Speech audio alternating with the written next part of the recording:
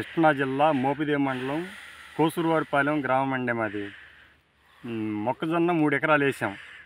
అయితే ఇది మన్నది అయితే నేను కౌలుకేసాను.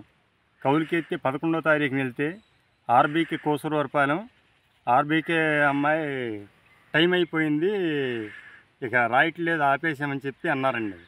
అంటే నేను ఇక తిరిగి వచ్చేసాను.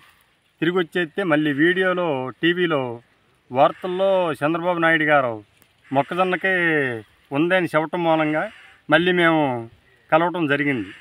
కలిస్తే మళ్ళీ టైం అయిపోయిందని చెప్పారండి ఆర్బీకే లేడీ గారు, మేడం గారు. ఇప్పుడు అన్ని లైన్లో ఉండి న్యాయం చేయవలసిందిగా, మా పంట నష్టం మాకు ఇప్పించవలసిందిగా పై అధికారులని కోరుతున్నామండి. మండల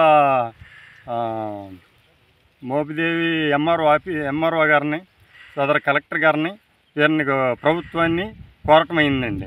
మా పంట నష్ట పరిహారం మాకు ఇప్పించవలసిందిగా కోరుతున్నాను. ఇట్లు మాకు మురుగునీళ్ళు పోటుకు లాకులు ఒకటి ఏర్పాటు చేసి ఉన్నదండి.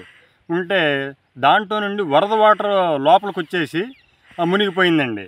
మునిగిపోయింది, పక్కకి కూడా పొలాలు రాశారంట, తర్వాత నాకు తెలిసింది. అయితే ఏంటంటే ఆ విధంగా పంట మునిగిపోయిందండి 3 ఎకరాలను.